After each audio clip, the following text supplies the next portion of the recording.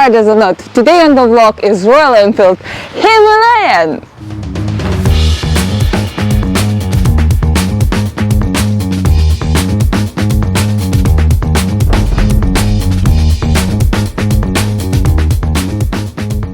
Bear in mind, this is the old 411cc version, and I thought that I have to try the old one to be able to compare with the new one that is coming out.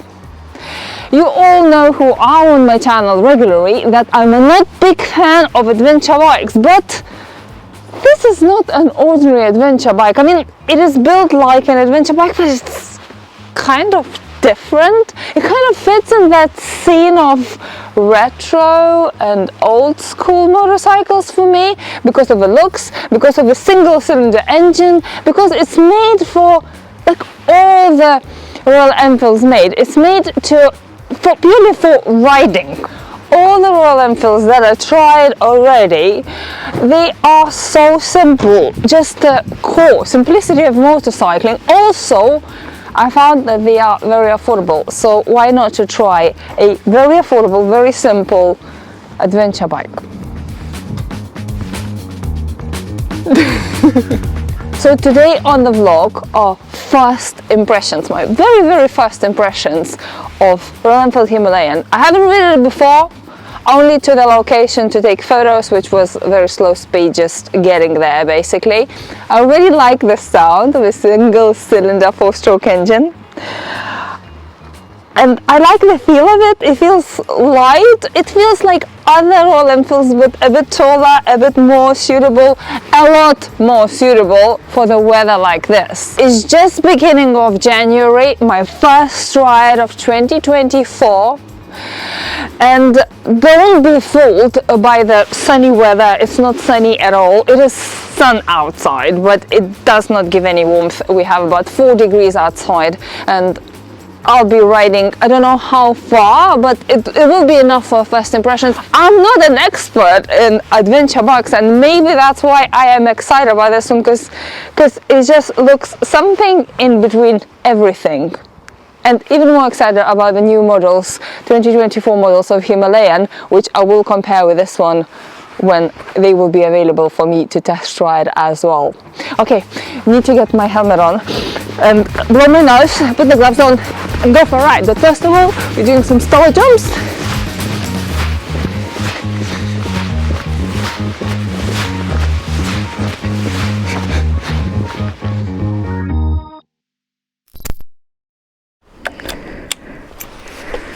I really don't like this time of year when it's been hilarious weather here for the past couple weeks around Christmas time and New Year.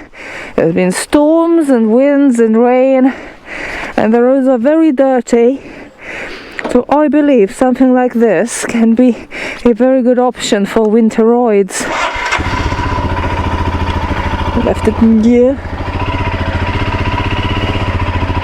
Here we go. Sitting position is like on the adventure bike, so very upright, which is probably one of the reasons I'm not a big fan of adventure bikes, because I prefer leaning down a little bit and feeling more one with the bike.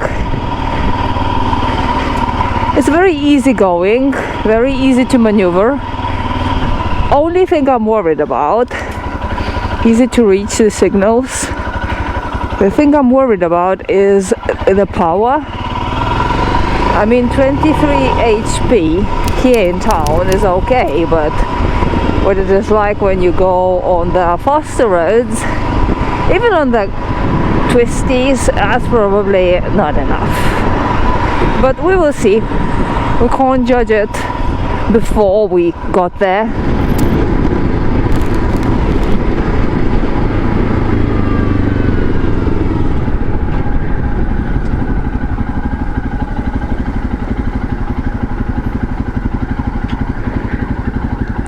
It is extremely easy to ride, very easy. I mean, it has quite a lot of torque to start with. It moves quite, like, surprisingly, it moves quite well at the beginning, which I didn't expect it. As soon as you let the clutch go, it likes to move, so it's quite torquey, which is great for riding in the traffic. And it doesn't feel that slow. Not in the city. In the city it feels okay. It does feel nimble. So far, so good.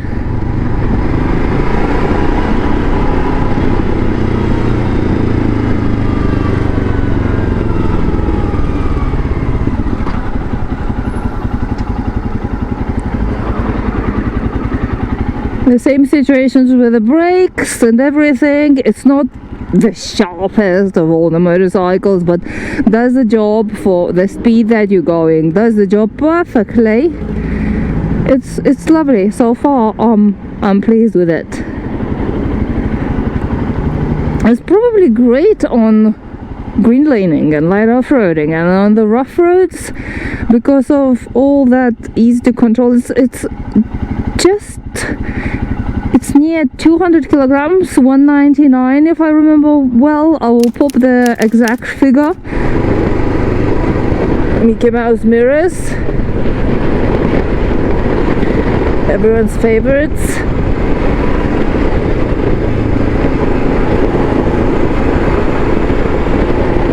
It's showing alright. I cover about that much on this one, and about the same, so about 1/3 with my quite narrow shoulders, about 1/4 on this one, and maybe the same on that one. I'm covering with my little shoulders. Probably if you have broader shoulders and bigger arms, bigger biceps, you cover a little bit more. As I mentioned, signals and everything easy to reach. The dash, it looks very retro for me.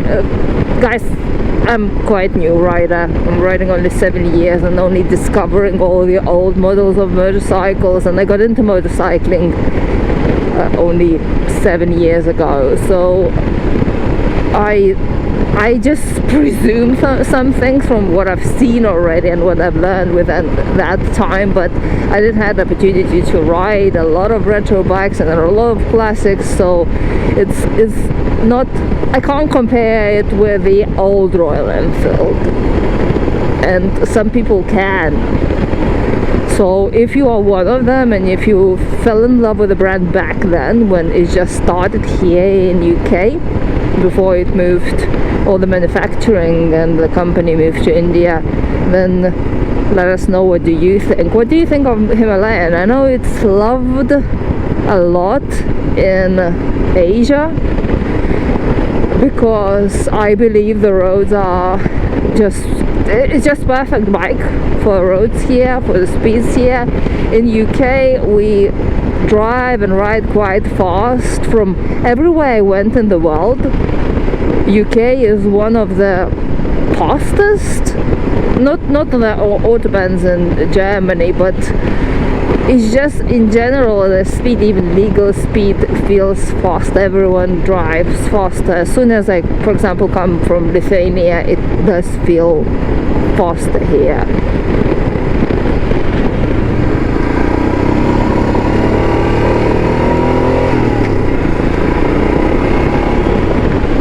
It's nice. I like it.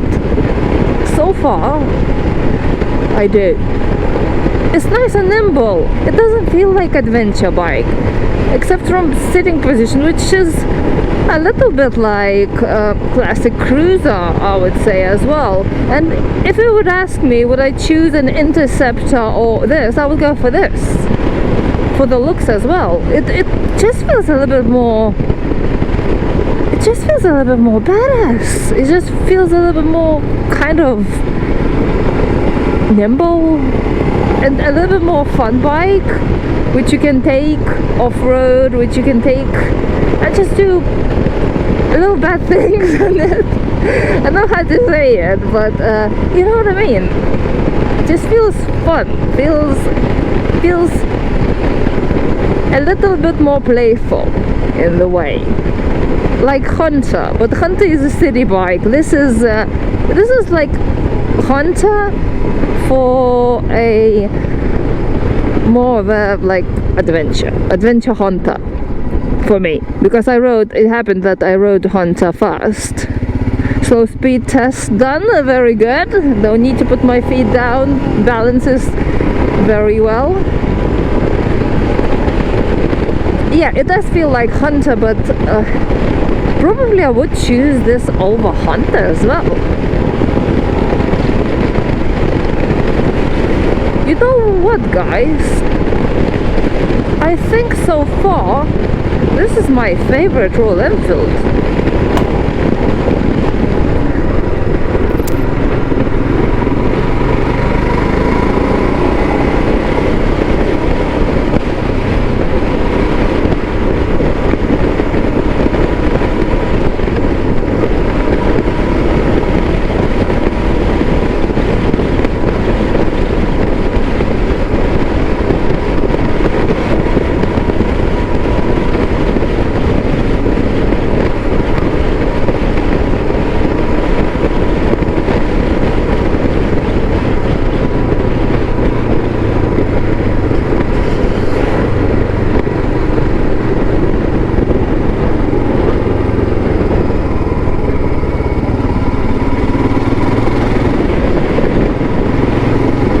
Here we go. Beautiful countryside. I was talking about the Asian roads, and as you can see, we don't have a perfection in the United Kingdom either. So maybe Himalayan is the next bike for you to ride in Essex.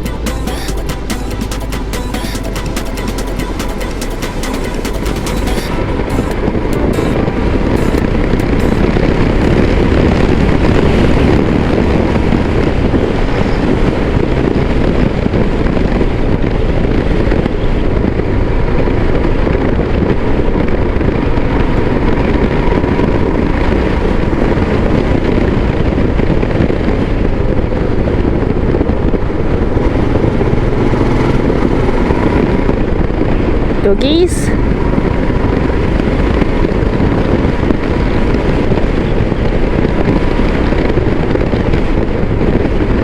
I love this road. I should ride here more often.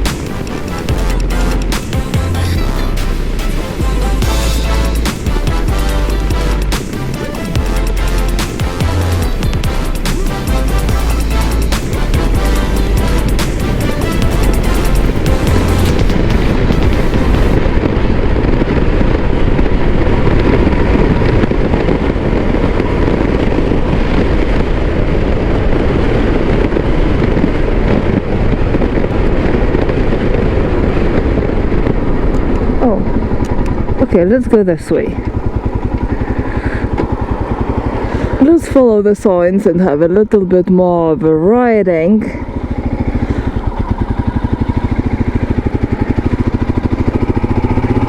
Because that was lovely.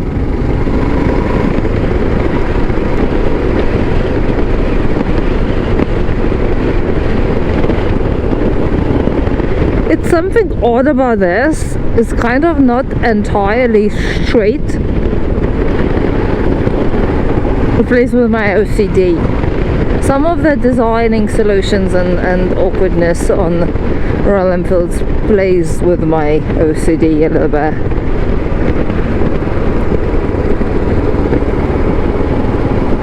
Not sure where I'm going now. Might end up on the boring motorway to Ipswich.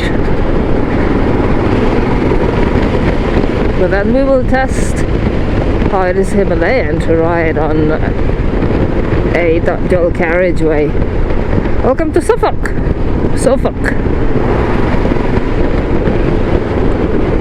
Floods everywhere, as you can see, guys. The roads are not too bad, but I mean, not the Harley riding. And it will be like this for a couple months now. It's the worst time of the year. If December you can still get nice days to ride and can still be manageable, January and February I really want to just get out.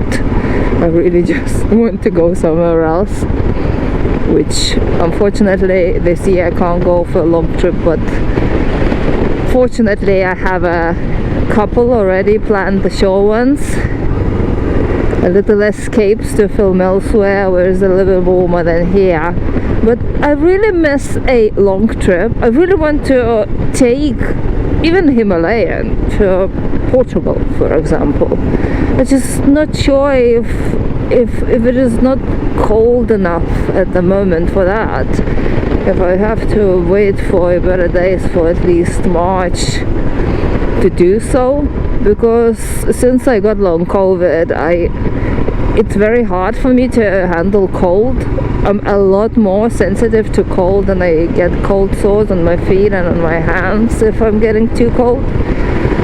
So I'm not sure if I could handle the long trip, the long exposure to riding all day in the cold, because I'm already freezing. But maybe I should try to go for a longer day rides and see how I can handle it, and then maybe plan some inappropriate trip, winter trip to Europe.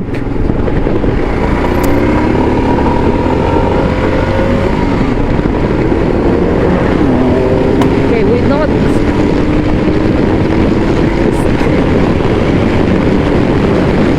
70 miles per hour, guys. Here we go. An advantage of being lightweight, I think I can go faster than some other riders, some heavier riders.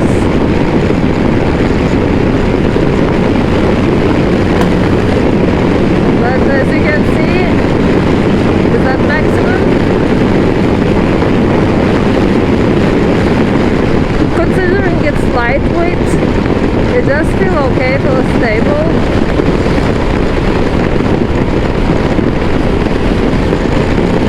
Let's go this way. I think I had enough of the motorway for today. That was too boring. But yeah, it's doable, and if you end up doing motorways, dual carriageways, which is the same in this country, then guys, you will have no problem with that.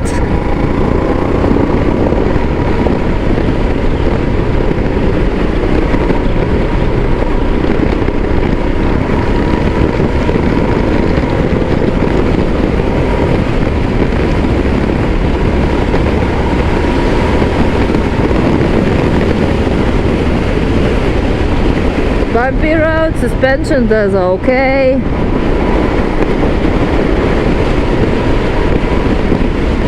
Actually, I'm looking forward to ride this bike more.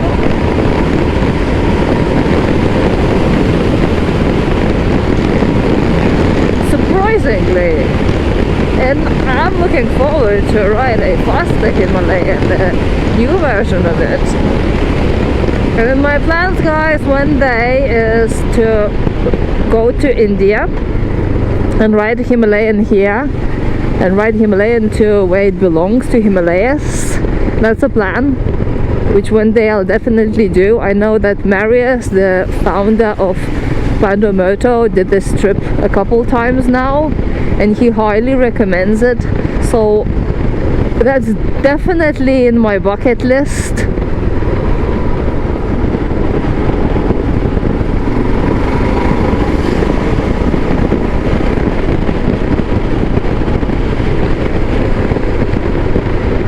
it handles very well on the wet.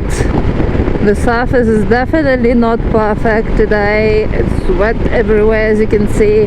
It's dirty, filthy, and it handles great. It handles just perfect.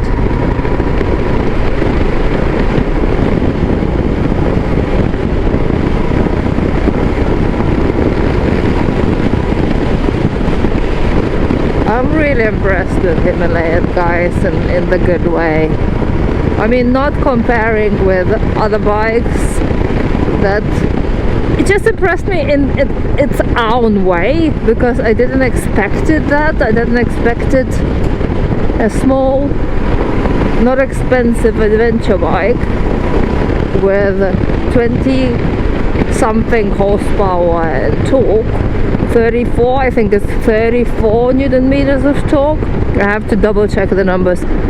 I didn't expect it to be that much fun.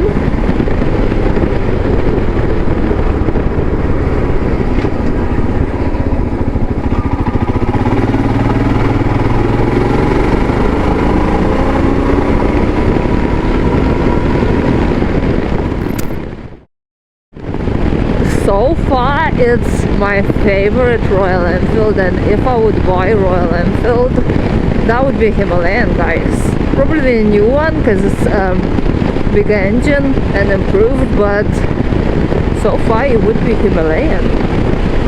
But who knows, maybe I would prefer this one, older one, over the new one as well.